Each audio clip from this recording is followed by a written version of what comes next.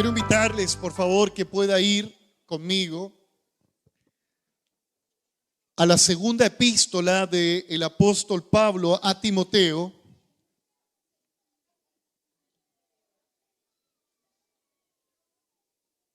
La segunda carta del apóstol Pablo a Timoteo, segunda Timoteo capítulo 2.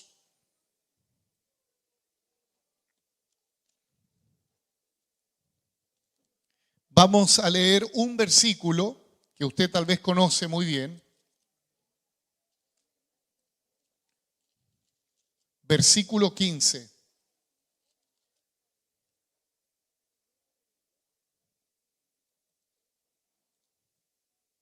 Segunda epístola del apóstol Pablo a Timoteo, capítulo 2, versículo 15.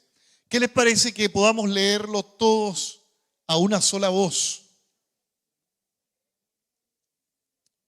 A la cuenta de 3. 1, 2, 3. Procura con diligencia presentarte a Dios aprobado, como obrero que no tiene de qué avergonzarse, que usa bien la palabra de verdad. Señor Dios, nos disponemos para escuchar la palabra y también para pedir que tu Santo Espíritu inspire mi vida para ser un instrumento de edificación para la iglesia. Te damos gloria en el nombre de Jesús. Amén y amén.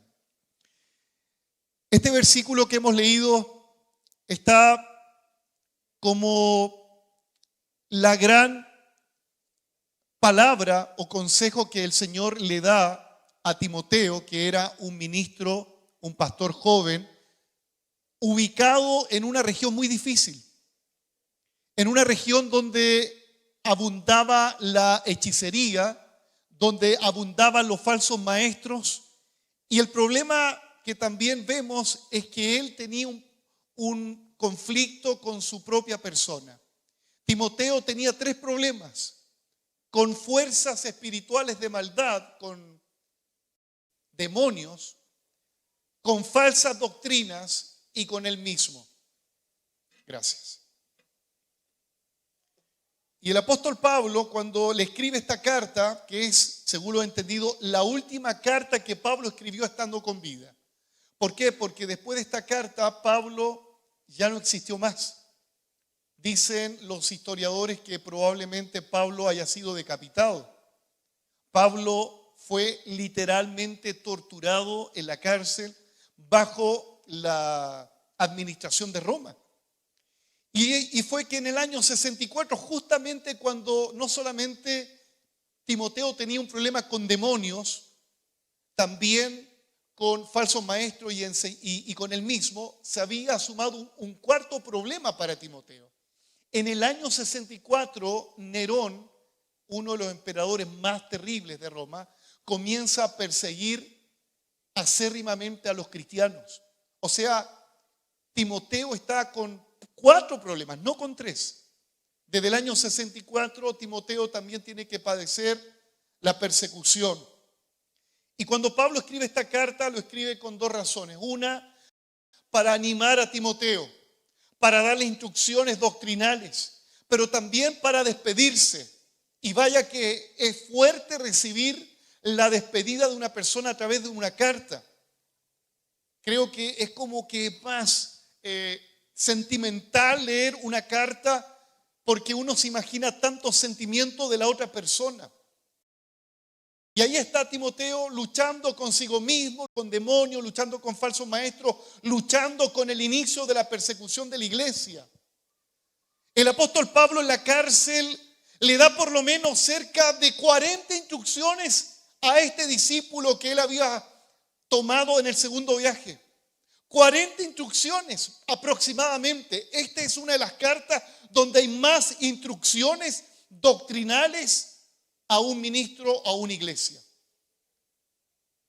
Se dice que cuando hay muchas instrucciones es porque hay muchas falencias. Y también se dice que cuando hay muchas instrucciones es porque se quiere capacitar más a una persona. ¿Está de acuerdo conmigo? Cuando hay muchas instrucciones es porque hay falencias.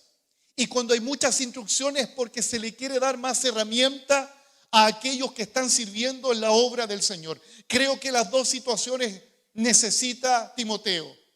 Necesita ser arengado, exhortado, pero a la vez necesita ser capacitado para poner su rostro firme ante estas cuatro amenazas. ¿Usted se acuerda que el apóstol Pablo le escribe precisamente a la iglesia de Éfeso que su lucha principal era con potestades? ¿Dónde estaba Timoteo? En Éfeso. ¿Se acuerda usted que lee la Biblia que en el libro de los Hechos, donde hubo una mayor manifestación de brujería? En Éfeso. Ahí estaba Timoteo. No era fácil. No era fácil. Un asunto yo quiero decirle, amado hermano, no importa las aflicciones que estás pasando. Cuando Dios quiere darte una instrucción, Él no solamente te consuela y te anima, Él también te va a dar instrucciones para que te levantes y sigas adelante con la obra que Él te encomendó. Porque muchas veces nosotros queremos tener solamente un Dios que nos apapache, a un Dios que nos consuele, y que es bueno porque Él lo hace. Pero siempre cuando Dios consuela, siempre cuando Dios te da paz, siempre cuando Dios te quiere animar, Él también te dice, bueno, pero levántate. Tienes que poner mano a la obra. No solamente cariñitos, también instrucción con voz de mando. ¿Cuántos dicen amén? Así es nuestro Dios. A veces nosotros queremos tener solamente ese Dios que nos toma en su regazo, que nos rasca la cabecita, y creo que de alguna manera Él lo hace. Pero no quedarnos con la rascadita de cabeza, que nos saque los eruptos, ¿cierto? Lo digo porque la palabra es de día domingo erupto. El lunes lo digo de otra forma. 40 instrucciones, entre ellas, por ejemplo, Pablo le ordena a combatir la falsa doctrina. Le ordena a militar conforme a las profecías que Timoteo había recibido. Le ordena a mantener la fe y la buena conciencia. Le ordena a orar en todo lugar. Le da instrucciones a los hombres y a las mujeres, incluso hasta cómo vestir. Le da instrucciones respecto a guardar la doctrina para ser un buen ministro, a desechar las fábulas, ser ejemplo a los demás creyentes y que nadie tuviera en poco a su juventud. Le da mandamiento a ocuparse de la lectura, de la exhortación, de la enseñanza y de no descuidar el don de Dios que había recibido por medio del presbiterio.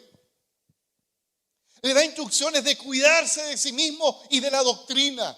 Le da instrucciones de honrar a los ancianos, a las viudas, a los jóvenes. Le da instrucciones incluso de sujetarse a los jefes. Le da instrucciones como avivar el fuego del don de Dios que estaba en él. Le da instrucciones de no avergonzarse del evangelio ni de Pablo que estaba preso. Le da instrucciones de retener las sanas palabras que había recibido, de guardar el buen depósito del Espíritu, de esforzarse en la gracia.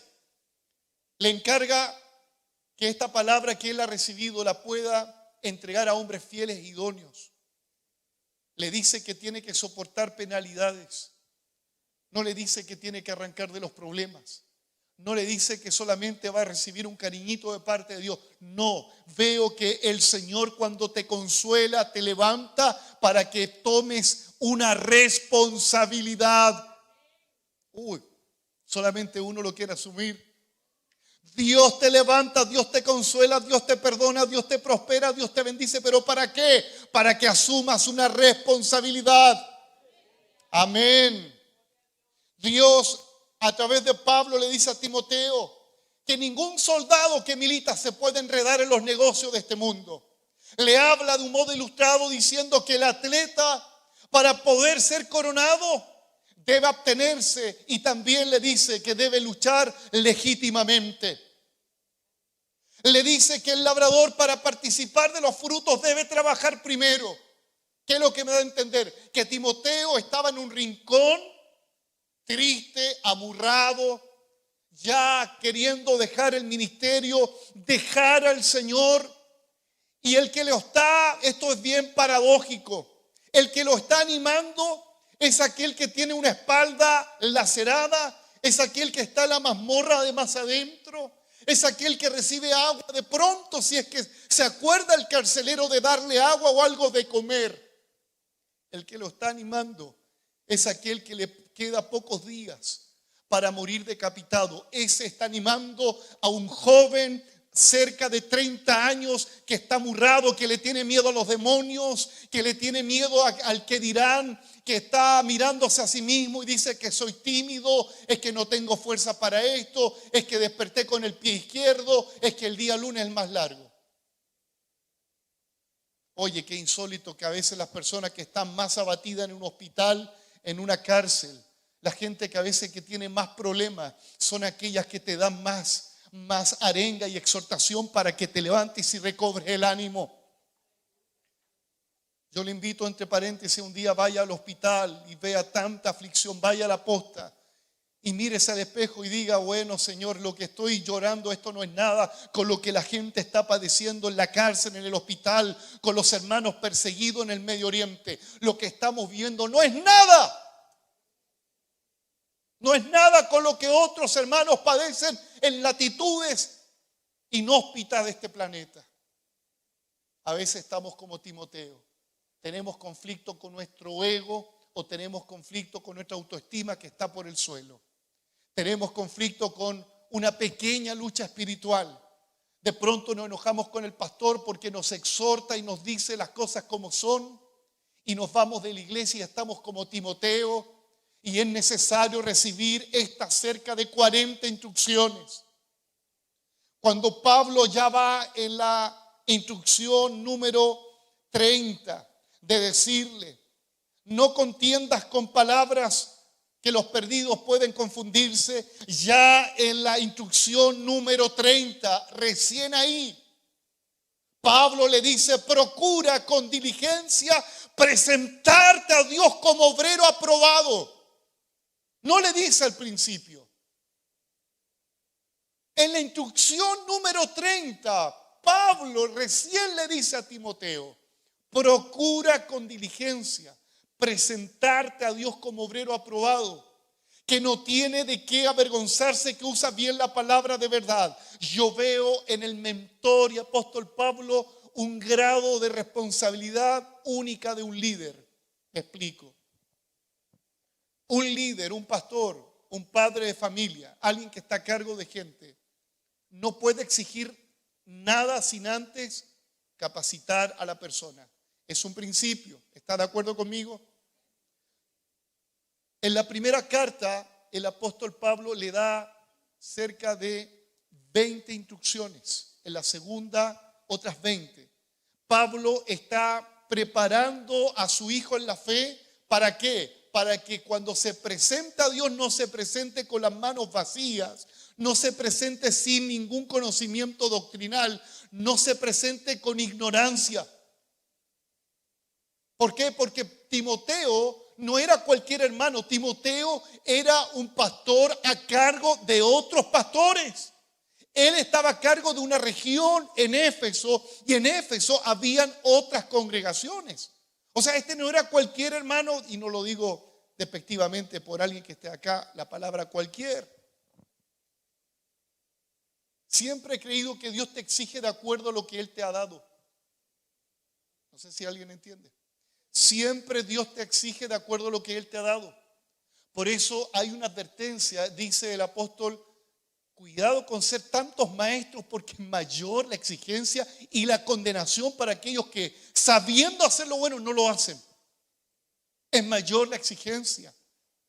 Vuelvo a decir, en la instrucción número 30, Pablo le dice: procura con diligencia presentarte como ¿qué? Como obrero. No le dice que se presente como un gerente. No le dice que se presente como el presidente. Como obrero. Y me gusta esta palabra, porque delante de Dios todos somos obreros. Todos somos obreros. Hoy la iglesia, y no solamente hoy, pero ha sufrido un fenómeno de los títulos. Es que ahora ya no es pastor, ahora es apóstol. Ahora ya no es evangelista, no, ahora ya es maestro y pastor. Amado hermano, esto no se trata de títulos. A veces nosotros somos tan especiales para recibir a los siervos de Dios, y creo que hay que honrarlos y hay que respetarlos. Pero a ese se le da una pompa tan grande. Y con ustedes, el gran siervo, redoble de tambores, el siervo de Dios, papá. El gran siervo de Dios, el apóstol Pablo, estaba en una cárcel sin ningún redoble de tambores. Estaba tomando agua cuando se acordaban de él. Estaba como malhechor, pero no era malhechor porque recuerden que a Pablo lo cuestionaban hasta incluso diciendo que tenía una mala fama. Él tiene que defender su ministerio a los corintios. Amado hermano, somos obreros. Somos siervos del Señor. La palabra siervo, la palabra griega es doulos, que significa esclavos. Y los esclavos no tienen derecho de exigir nada. Solamente el esclavo, ¿qué hace? Sí, mi amo, lo que usted quiera, mi amo. Le hago una pregunta: ¿tendremos potestad de reclamarle a nuestro Señor? ¿Será Él injusto con nosotros, con el pago? ¿Se olvidará nuestro amo de estos obreros que somos? ¡Jamás! ¡Jamás! Él es el buen Padre celestial que da buenas dádivas a sus hijos. Da buenas dádivas. Nunca de su boca salga un reclamo, ni tampoco le diga a Dios: mira todo lo que yo he hecho. No le diga eso. Póngase en una balanza usted y ponga a Cristo.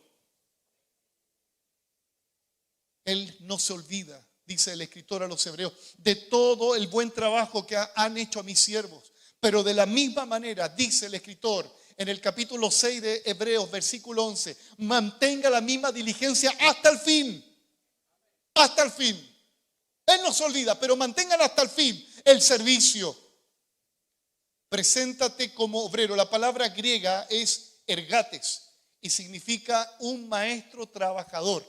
No solamente trabajador, significa maestro trabajador. ¿Qué significa? La palabra maestro: alguien que tiene conocimiento, alguien que tiene capacidades, alguien que sabe hacer la pega. Para los venezolanos la pega es el trabajo. Para los colombianos y todos quienes están acá. O sea, Dios, ¿cómo te ve? Como alguien que recibió una herramienta. El maestro sabe ocupar bien el martillo, el maestro sabe ocupar bien el serrucho. Con el serrucho no se le pegan a los clavos, no. Ni con el alicate, no, si el chileno es así, el alicate, una piedra así. ¿O no? Dios, cuando dice preséntate como obrero, está diciendo preséntate con herramientas, preséntate sabiendo hacer bien el trabajo, preséntate con los dones, sabiendo qué dones Él te ha dado y capacidades, y preséntate dispuesto a trabajar. Ahora, es verdad que muchos de los que están sentados acá están recién conociendo al Señor y están en la etapa de la lactancia espiritual. Yo no le puedo decir a Simón: ya, Simón, vamos a trabajar, súbete al techo a tapar las canaletas. No le puedo decir a Simón eso. Tiene 7 años. Pero hay algunos que están acá que ya son mayores de edad en el Señor y que deberían presentarse delante de Dios como maestros trabajadores. Eso significa la palabra obrero, maestros trabajadores. Y lo va a entender por qué significa esta palabra maestro trabajador. Y no solamente dice preséntate como un maestro trabajador, le dice preséntate pero con una actitud que quiero poner énfasis: con diligencia. La palabra diligencia, la palabra griega spouso, que significa usar una velocidad con esfuerzo. O sea, vamos interpretando la escritura. ¿Qué es lo que está diciendo el apóstol Pablo a Timoteo? Preséntate como un trabajador maestro que sabe ocupar bien sus capacidades, pero sé diligente y esfuérzate. Nadie puede ser diligente sin esfuerzo, ¿cierto? Si yo quiero ser diligente en llegar rápidamente donde está Abraham atrás, yo tengo que correr. El que es diligente corre, el que es diligente se esfuerza. Y si usted dice: es que pastor, no tengo ganas, Timoteo lo dijo también: no tengo ganas, no tengo ganas, se me fueron las fuerzas, se me fue el ánimo. Bueno, a todos se nos va la fuerza, el ánimo, pero ¿qué es lo que hace a Dios? Vuelvo a decir: Él va a tu encuentro. Él te envía una palabra, Él te da instrucciones, pone atención, con una mano Él te levanta, con la otra te enseña y te da una indicación. Con una mano Él te levanta, con una mano Él te consuela, te rasca la cabeza, te da leche, te da comida. Pero con la otra mano Él te da una instrucción, te enseña, te dibuja en la pizarra. ¿Qué dice mi palabra? Participa en un discipulado, sé fiel al Señor. Y ahí recién yo me puedo presentar a Dios como obrero aprobado. Está conmigo, ¿cierto? Cuando veo la cualidad del obrero, el mismo apóstol en el mismo capítulo 2 lo ilustra como soldado, un hombre de guerra. Lo ilustra como un atleta, un hombre disciplinado, que se abstiene, que tiene una buena dieta. Si usted está ahí en el capítulo 2, va a notar ahí posteriormente, o antes del versículo 15, bien digo, en el 1 ya comienza a hablar de la cualidad del obrero. Hijo mío, esfuérzate en la gracia que es en Cristo Jesús. El obrero que se presenta diligente al Señor tiene que ser esforzado. Ahora usted dice, pero pastor, yo no tengo fuerza, ¿cómo me voy a esforzar? Vuelvo a decir, la palabra te nutre, te fortalece, pero tú tienes que levantarte, no te puedes quedar como Elías que le dan de comer 2 veces en el desierto y sigue durmiendo. Ya tienes que levantarte, hombre. Esfuérzate en la gracia que es en Cristo Jesús. Después le dice, Timoteo, enfrenta las penalidades como buen soldado. El soldado no arranca ante 10 hombres que están contra él. No, él pone el pecho a las balas. Él enfrenta la situación. Y Dios desea que así seamos los cristianos. Que no arranquemos ante los problemas. Que cuando la respuesta de Dios se tarda, tú no seas de aquellos que digan, entonces ¿para qué voy a la iglesia? Y sigo siendo el mismo. Le dice que el soldado no se enreda en los negocios de esta vida, sino que tiene que agradar a aquel que lo tomó como soldado. Eso es esfuerzo, eso es consagración. El soldado se debe a su patria, a la bandera y a los habitantes de esta patria. Usted se debe al reino de Dios, se debe al general que es Jesucristo. Usted y yo somos soldados de Jesús, y cuando Él dice que hay que ir a la batalla, aunque el soldado esté herido, aunque el soldado tenga balas, aunque el soldado tenga heridas, aunque el soldado lo hayan traicionado, le hayan pegado un puñal en la espalda, el soldado, aunque esté con poca fuerza, le dice a su Señor, aquí estoy, Señor, y va al campo de batalla. Ese es el Señor que nos convoca a la primera línea. Denle un aplauso al Señor. No se enreda en el pasado, no se enreda en los negocios de esta vida, no se enreda. Es que me hicieron esto, es que me hicieron esto otro. Hoy vivimos una sociedad donde toda la gente que tiene un problema se victimiza. Y el gran problema lo ha tenido la psicología y la sociología, que ha victimizado al hombre por los traumas que tiene. No, es que como te hicieron esto cuando eras pequeñito, por eso tú eres un delincuente. No, como te faltó esto, por eso tú tienes estos malos hábitos, porque te criaste en una población marginal. No, por eso él es así, si él es bueno, dice la mamá del chiquillo que está en la cárcel.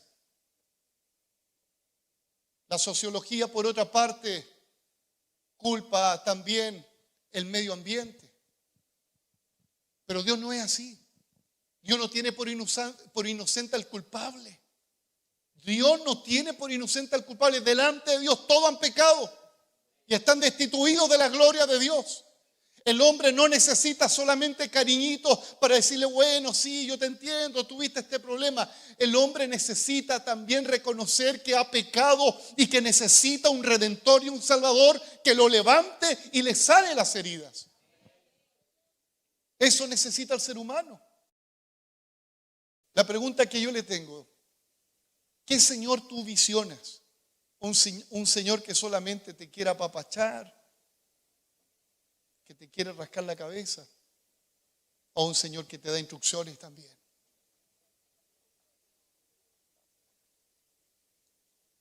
El atleta requiere esfuerzo y requiere una dieta. Y es aquí donde muchas veces no llegamos a la meta que Dios nos pone, porque no nos abstenemos de cosas que debiéramos abstenernos. Tenemos una dieta espiritual a veces deficiente. Lo que más comemos a veces es lo que el mundo nos ofrece. Comemos lo que dicen los partidos políticos, comemos lo que dice la sociedad, comemos lo que dicen, no sé, la gente que tiene una opinión pública, y comemos de eso. Y usted ha visto la sociedad cómo anda acá en Chile con la cabeza abajo. ¿Por qué? Porque come lo que escucha en el metro, lo que escucha los compañeros de trabajo. ¿Y cuándo vamos a comer esta palabra que nos trae vida? ¿Cuándo vamos a comer esta palabra que al creer en esta palabra aumenta nuestra fe?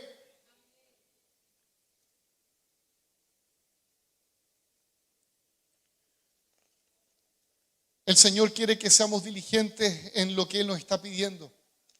Y la diligencia, vuelvo a decir, es una actitud de fe, es una actitud con una determinación firme. ¿Cuántas veces tú has venido a este lugar sin ánimo, sin fuerza? Yo levanto la mano. ¿Cuántas veces hemos venido tristes? ¿Pero por qué vienes?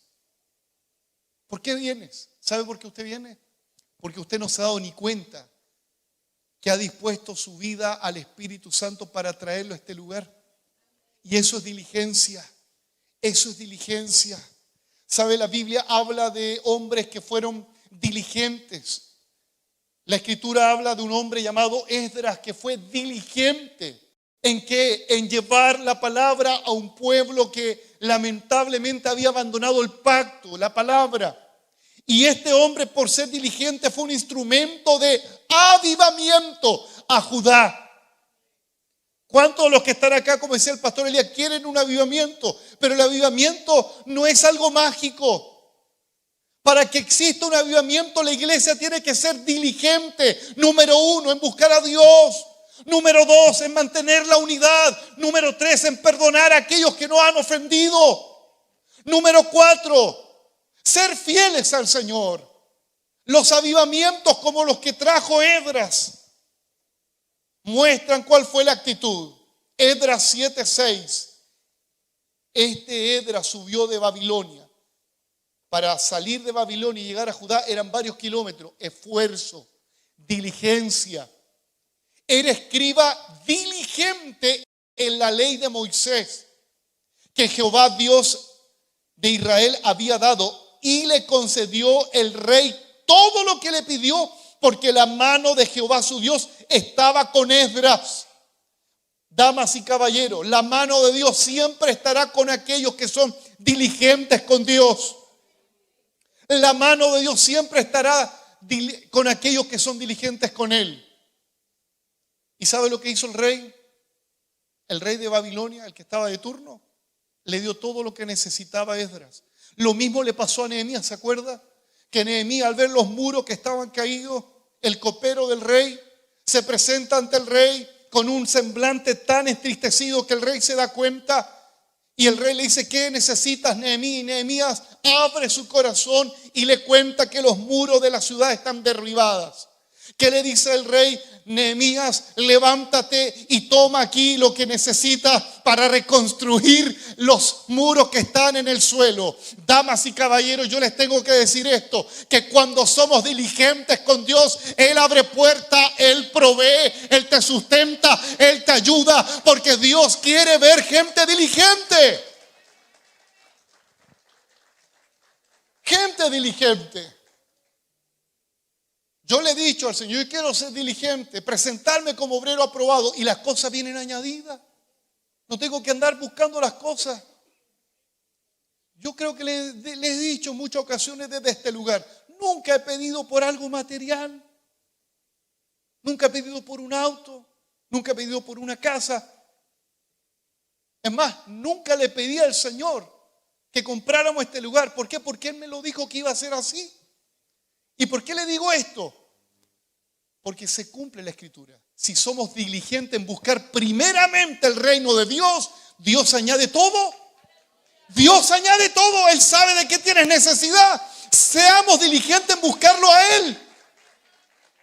Búscale a Él con diligencia. Usted se ha dado cuenta que la gente que se afana, espero que no sea su caso, a mí me ha pasado, Que cuando más nos afanamos en trabajar más para ganar más lucas, porque hay que, no sé, comprar esto, y siempre estamos como enredados en el sistema, trabajando más horas extra y no tengo tiempo para orar, no tengo tiempo para congregarme, pero que el Señor sabe. ¿Qué sabe? Que somos negligentes con Él y somos diligentes con la añadidura. Y la gente que se afana, dígame que no hace, a mí me ha pasado. Por más que te afanes, parece que siembras y recoges y cosechas y echas en un saco roto. El viernes conversaba con un hermano Javier, que él es jefe de una empresa, y me dijo, Dios hace un tiempo atrás trató conmigo, me dijo. Yo era diligente como jefe, era un buen empleado, tenía gente a mi cargo, me afanaba, tenía poco tiempo con mi familia, era diligente, pero para buscar a Dios no había tiempo. Hasta que Dios le habló y le dijo, yo te voy a proveer, no tienes para qué hacer más hora extra. ¿Y sabe lo que él cuenta? El día viernes me dijo, pastor, desde el momento que dejé de hacer esa hora extra, comencé a congregarme, comencé a tener tiempo con mi familia, comencé a servir a Dios, y como nunca antes Dios me proveyó, más que cuando me afanaba las 3, 4 y 5 horas más. ¿Por qué? Porque se cumple la escritura. Esdras fue diligente. ¿Qué hizo el rey? Toma, Esdras, aquí tienes. Dios provee de alguna u otra manera. Los diligentes siempre tienen auspiciosos proyectos, los diligentes. Proverbios 21:5 dice, los pensamientos del diligente ciertamente tienden a la abundancia, mas todo aquel que se apresura alocadamente, que no es lo mismo que diligencia, ser alocado no es lo mismo que ser diligente. El diligente es guiado por el Espíritu a hacer las cosas ya. El alocado hace las cosas así que el Espíritu se los diga. No sé si alguien me sigue. Dice, mas todo aquel que se apresura alocadamente, de cierto va a la pobreza. A veces somos alocados para afanarnos en nuestras cosas. No, es que no alcanza, es que, amado hermano, trabaja las horas que tienes que trabajar. Trabaja las horas que tienes que trabajar. Dale a Dios el tiempo que se merece, a tu familia el tiempo que se merece. Hay tiempo para todo debajo del sol. Hay tiempo para morir, para reír, hay tiempo para todo.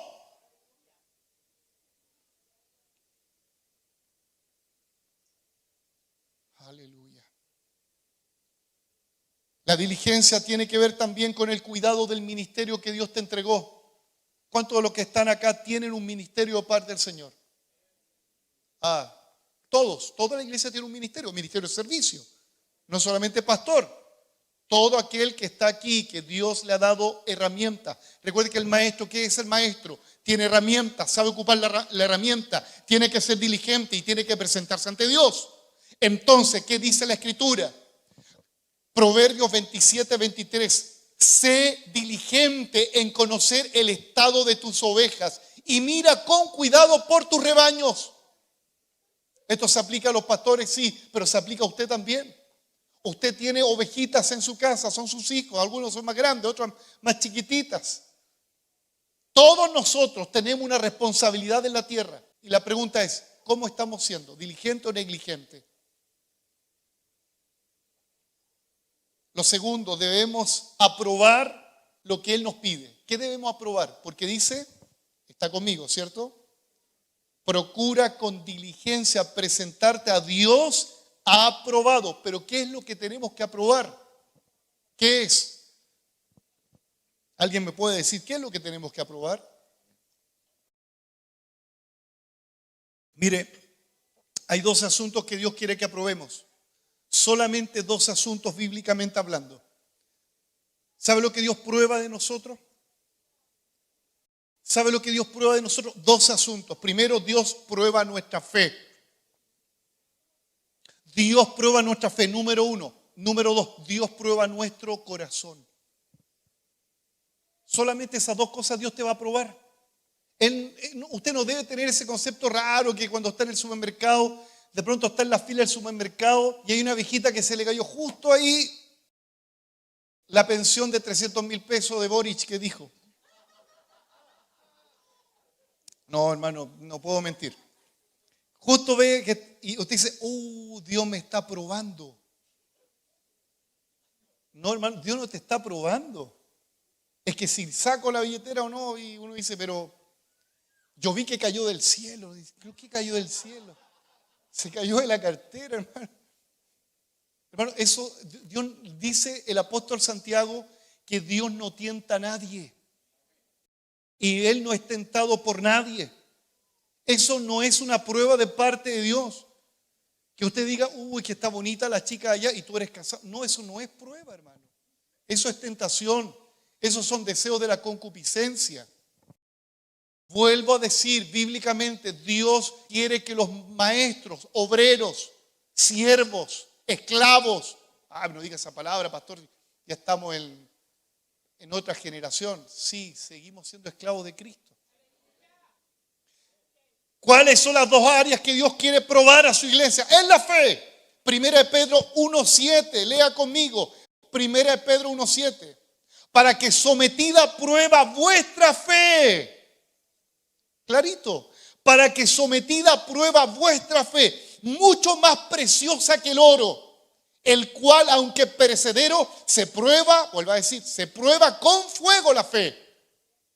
Sea hallada en alabanza, en gloria y honra cuando sea manifestado Jesucristo. Aleluya. Dios prueba nuestra fe.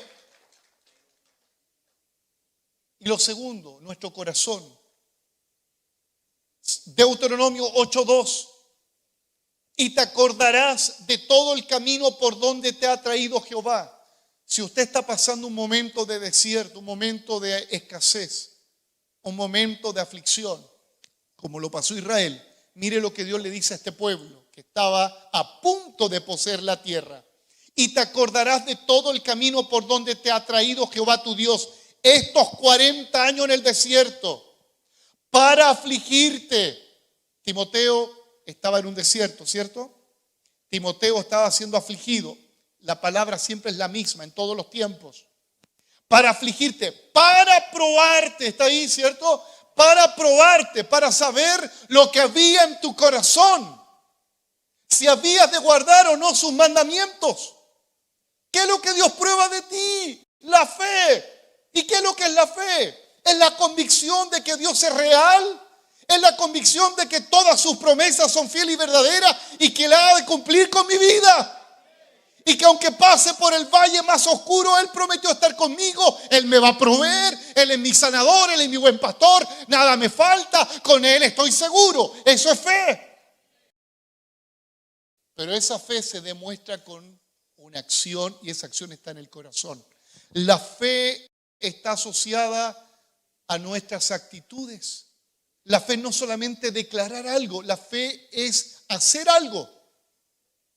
Y cuando tú haces algo es porque está en tu corazón. Entiende conmigo la matemática. Dios prueba tu fe, Dios prueba tu corazón. ¿Qué es lo que ha de salir de ti? ¿Guardarás la palabra en el momento de la presión? ¿Guardarás la palabra cuando todos mienten? Cuando todos roban, ¿tú vas a hacer lo mismo en tu trabajo? Aleluya. El apóstol Pablo, en su segunda carta, en el capítulo 1, versículo 5, le trae a la memoria la fe no fingida que Timoteo tenía, que había heredado de su abuela Loida y de su madre Eunice. Y le trae a la memoria porque ¿qué es lo que le está flaqueando a Timoteo? La fe y la actitud de su corazón. La fe y la actitud de su corazón. Y le dice en el mismo versículo 5, ahora él debía echar mano de la fe que recibió de Dios, enfrentando las luchas que él tenía. ¿Cuáles eran las luchas? Falsa enseñanza, demonios, brujería, su personalidad muy pusilánime. Y ahora, año 64 después de Cristo, se inicia la gran persecución por el emperador Nerón. ¿Qué es lo que necesitaba el creyente de aquella época? El escudo de la fe para apagar los dardos de fuego del maligno. Amado hermano, eso es lo que Dios quiere que te presentes a Él.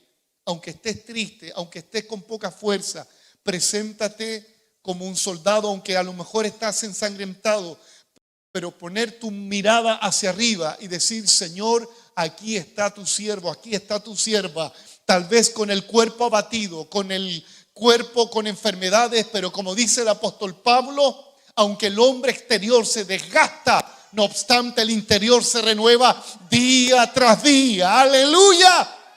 ¡Aleluya! Denle un aplauso de verdad al Señor. Aunque el cuerpo se abate, aunque el ánimo tal vez no es el mismo de ayer, pero ten la seguridad de que Dios está contigo. Es tan lindo el Señor que le dice a este mismo pueblo de Israel en Deuteronomio. Le dice: cuando yo estuve con ustedes en estos 40 años en el desierto, como el padre que toma de la mano a su niño, así yo te conduje estos 40 años hasta llegar al límite de la tierra. Hermano, eso es fidelidad de Dios. Siendo que estos 40 años Israel, ¿sabe lo que hacía? Trataba de desprenderse de la mano de Dios y se desprendió. Y ahí estaba el Señor una y otra vez. Este pueblo duro de servir. Y ahí estaba el Señor nuevamente.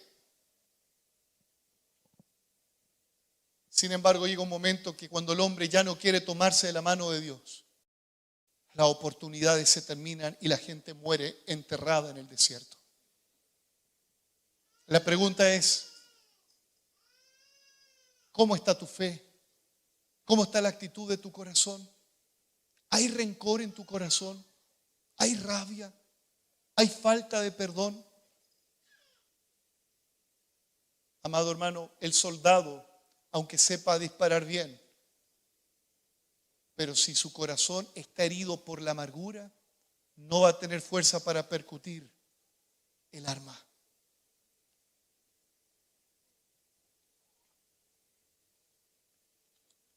Cuando veo al apóstol Pablo en esta carta, veo que él abre su corazón a Timoteo, porque Pablo no es una máquina de palabras. No, Pablo es un hombre con sentimientos. Y lo que le enseña es porque Pablo lo ha vivido, porque los mentores y los pastores y los predicadores hablamos de lo que hemos vivido. ¿Sabe lo que le dice 2 Timoteo 2:10? A mí me provoca una emoción grande al leer esto. 2 Timoteo 2:10, Pablo en la cárcel, a punto de morir. Por tanto, todo lo soporto por amor de los escogidos. Todo lo soporto para que ellos también obtengan la salvación que es en Cristo Jesús con gloria eterna.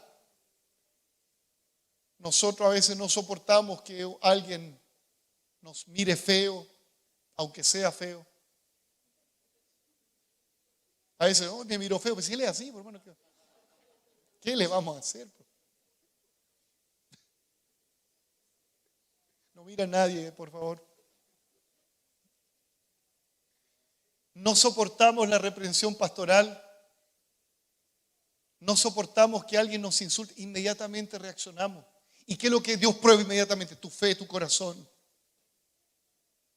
Pero somos buenos para predicar, somos buenos para cantar, para tocar un instrumento, para tantas cosas religiosamente hablando. ¿Y cómo estamos ante la presión? Amado hermano, a todo nos cuesta. A todo nos cuesta. Pablo lo soporta todo por amor de los escogidos. Y ya despidiéndose Pablo, diciendo: Timoteo, esta es la última palabra que te estoy escribiendo. Me estoy despidiendo, Timoteo. El Señor me tiene preparado una morada, le está diciendo Pablo a Timoteo. Esto de verdad que es muy fuerte emocionalmente. 2 Timoteo 4:7. Sus últimas palabras: he peleado la buena batalla. En la cárcel ahí Pablo, animando a un joven con toda la vitalidad, con toda la fuerza, con todo el conocimiento, más de 40 instrucciones. Este no es un ignorante, este no es un neófito, no. Este conoce el evangelio, este conoce a su Señor. Este está libre, no está con su espalda lacerada. Y Timoteo recibe la palabra del apóstol. He peleado la buena batalla. La palabra griega, cuando dice he peleado, la palabra griega, ponga atención, es agonizomai. ¿Sabe qué significa? Cuando Pablo le dice he peleado la buena batalla, he agonizado la buena agonía. O sea, la pelea de Pablo, la pelea de la fe, es hasta el último suspiro en esta tierra. Y así usted y yo debe ser fiel al Señor. Hasta el último suspiro en esta tierra, usted debe estar abrazado del Señor. Y que sus nietos y sus hijos puedan escucharle en el epílogo de su vida, con autoridad y propiedad. Que usted cuando esté en el lecho de la muerte, en el hospital, en su casa, donde sea, sus últimas palabras puedan decirle a sus hijos, hijos, nietos, esposa, esposo, he peleado la buena batalla. He padecido como soldado, he trabajado para la obra del Señor.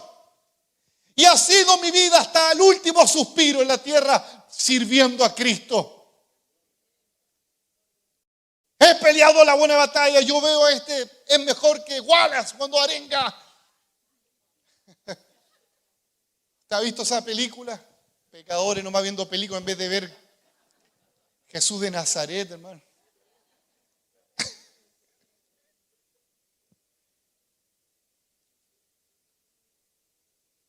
De verdad, amado hermano, que estas fuerzas que tiene Pablo son descomunales.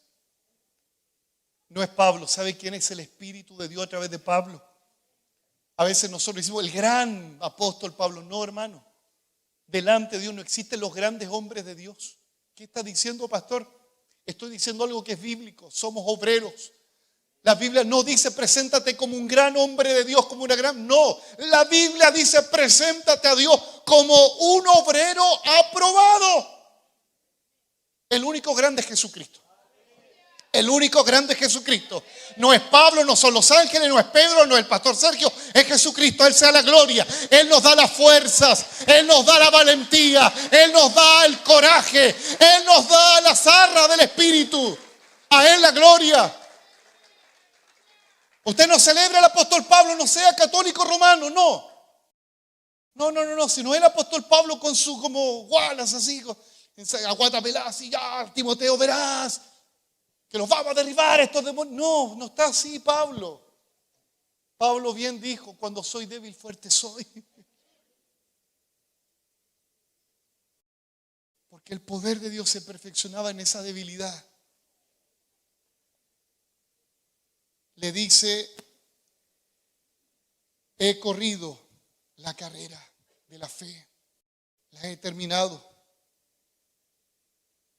Y cuando Pablo ocupa estas palabras, la palabra cuando dice ahí, he corrido la carrera, la palabra griega se refiere a un hombre que corre y corre y corre y no lo detiene el pito del árbitro, no lo detiene la bala, no, lo detiene hasta que ya no da más su cuerpo. Usted no se rinda ante los problemas, ríndase ante Dios. Usted no se rinda ante la aflicción, ríndase ante Dios. Porque el único que le va a celebrar que usted se rinda ante el problema será Satán, el diablo. Pero el único que lo va a elogiar cuando usted se rinda ante el Señor será el Señor, que te va a decir, así quería verte quebrantado delante de mí, para que sepa que no son tus fuerzas, para que sepas que no es tu ánimo, para que sepas que ya no vivo yo, mas Cristo vive en mí, para que sepas que con Cristo estoy juntamente crucificado y lo que vivo en la fe, lo vivo en la fe del Hijo de Dios. Aleluya. Pablo, en estos 40 consejos que le da a su hijo en la fe, la mayoría, haciendo un análisis exegético, la mayoría está asociado al esfuerzo. La mayoría está asociado a ser valientes. La mayoría está asociado a tener fe y avivar el fuego del don de Dios que estaba en él. ¿Sabe que para mí, amado hermano, son dos versículos clave en estas dos cartas? Aviva el fuego del don de Dios que está en ti y procura con diligencia presentarte a Dios como obrero aprobado. ¿Qué es lo que necesitamos para poder echar mano a lo que conoces de la Biblia? ¿Qué es lo que necesitamos para poder ser diligentes con Dios? Ser llenos del Espíritu Santo. Sin la llenura del Espíritu Santo solamente seremos una biblioteca llena de pelusas, añeja, de conocimiento, de literatura en nuestra mente, en nuestro corazón, pero sin abrirse, sin acción.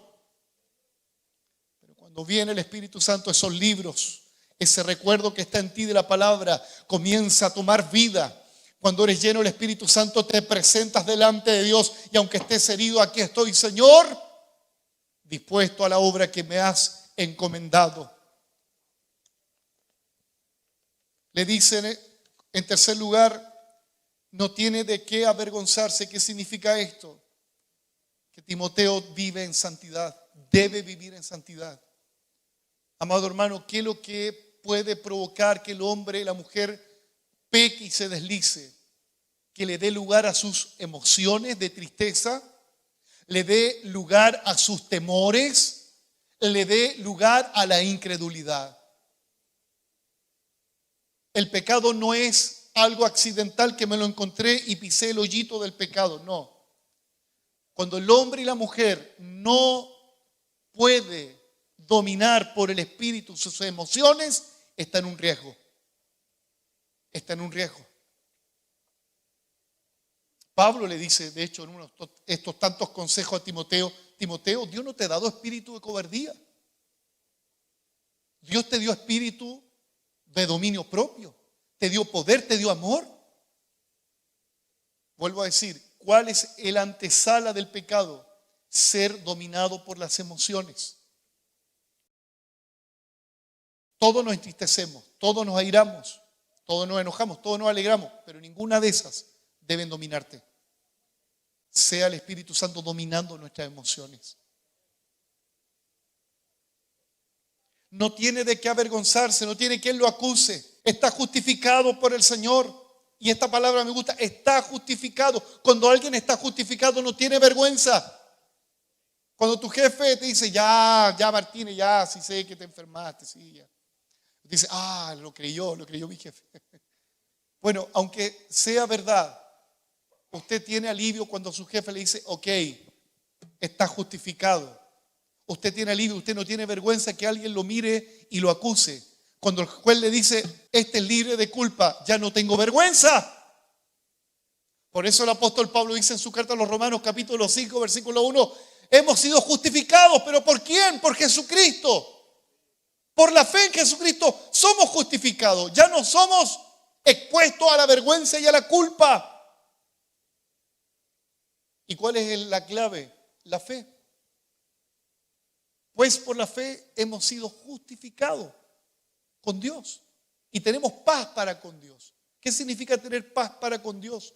Tener una relación, no solamente un sentimiento armonioso, también tener una relación. Cuando yo tengo paz con alguien, yo lo saludo, yo converso con la persona. Pero cuando no tengo paz con la persona, me cuesta saludarlo. Lo mismo pasa con Dios.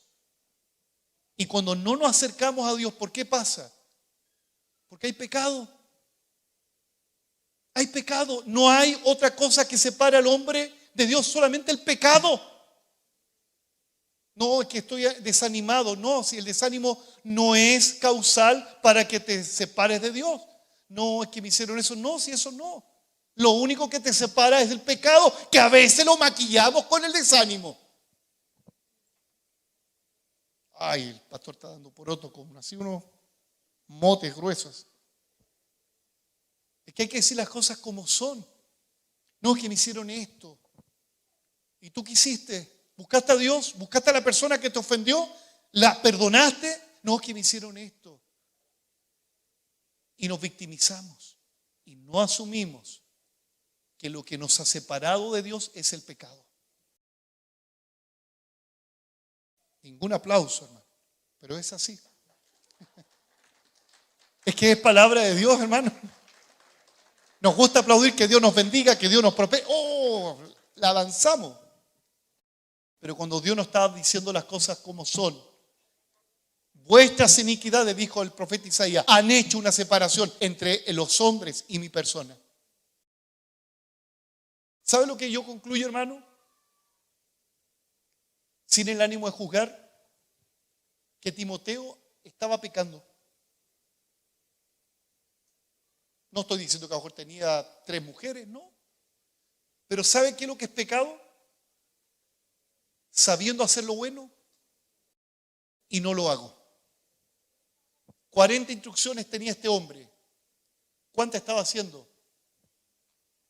Por lo menos yo observo exegéticamente que Pablo lo halaga que él mantiene la fe de su abuela. Pero lo demás parece que no lo está haciendo. No se ocupa de la lectura, no ora. Le hago una pregunta, ¿usted lee la Biblia? Si no la lee, es pecado. Ya, pastor, pero no se ponga tan pesado. Es que sabiendo hacer lo bueno y no lo hago, es pecado. Lo que me están viendo ahí en la cámara 1, 2, 3, la radio, no sé en cuántas plataformas. ¿Hace cuánto tiempo no se congrega? No, pastor, es que esto, es que... No le demos más vuelta al tema. Cuando el Hijo de Dios no asume la instrucción, Pablo, 40 instrucciones, le da a Timoteo. Si no la hace, ¿qué es lo que es? Es pecado. Y si hay pecado, ¿qué tengo que hacer? Señor, ráscame la cabecita porque he pecado. ¿Tengo que hacer eso? ¿Qué tengo que hacer? ¿Pedirle perdón?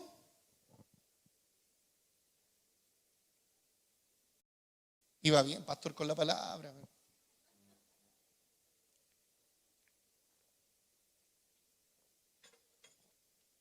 Yo doy gracias al Señor porque han pasado los años y nunca hemos cambiado esta palabra, hermano. Tenemos que predicarla tal cual como está escrita. Nos hace bien vivir en santidad. Cuando alguien tiene vergüenza es porque le debe algo a alguien. A ver, cuando alguien tiene vergüenza es porque le debe algo a alguien. ¿Somos deudores del Señor? Sí, ¿hasta cuándo? Hasta cuando somos justificados y somos perdonados. Pablo se sentía deudor del Señor siempre porque veía que no podía retribuir todo lo que había recibido. Pero delante del Padre, cuando alguien le pide perdón a Dios, ya no le debe al Señor porque Él pagó en la cruz. Estoy diciendo algo doctrinal. Pero Señor, yo no le pido perdón a Dios, no le pido perdón a mi hermano, no perdono a mi hermano que me ofende, no perdono a la gente. ¿Sabe lo que se provoca en mí y en usted? Vergüenza. Porque vuelvo a decir, ¿qué es lo que provoca vergüenza? Por ejemplo, deber algo a alguien. Estoy enseñando con manzanita y peritas. Pero Dios dice, ¿te debes presentar así? No. Preséntate perdonado. Preséntate aprobado. Preséntate como maestro y trabajador y esforzado. Preséntate con herramienta ante el Señor. Decir, Señor, aquí tengo la pala, tengo el chuzo, tengo lo que me has dado y voy a servir en tu obra. No es solamente presentarse con la mano alzada y te amo, Señor. Dios recibe esa adoración, pero la adoración con mejor perfume es cuando el animal se sacrifica completamente. ¿Aló? Cuando el animal se consume completamente en el altar, Jehová dice, este tiene olor grato ante mí. Aleluya. Esto es santidad. Y finalmente, es practicar bien la palabra que Él nos encomienda. 2:15 dice, procura con diligencia presentarte a Dios como obrero aprobado, que no tiene de qué avergonzarse, que usa bien la palabra de verdad. Usar bien la palabra de verdad en el término griego significa traza bien la palabra de verdad. ¿Quién es el que traza? Un arquitecto. Antes de construir una casa, ¿qué debe hacer la persona? Debe tener el plano. ¿Cuál es el plano? Este es el plano. Entonces, ¿cómo me conduzco en la vida? con un plano que Él ya me dio, su palabra. Y si yo la voy a trazar en mi vida, tengo que hacerlo de acuerdo a cómo está escrito, no como yo quiero. Y si lo hago como está escrito, voy a ser un obrero aprobado. Voy a ser un obrero aprobado. Las instrucciones que Pablo le da a Timoteo tienen que ver con un arquitecto dándole instrucción a un constructor llamado Timoteo. Vuelvo a decir, las instrucciones del apóstol Pablo a Timoteo es de un arquitecto. De hecho, Pablo dice, como perito arquitecto, le dice a los corintios. Bueno, Pablo es un arquitecto que le da directrices a un constructor llamado Timoteo. Y por la gracia y la misericordia de Dios, permítame ser un arquitecto en esta hora del mediodía para decirle de qué manera todos debemos trabajar en la obra del Señor. ¿Cuál es la forma que vamos a construir nuestras vidas?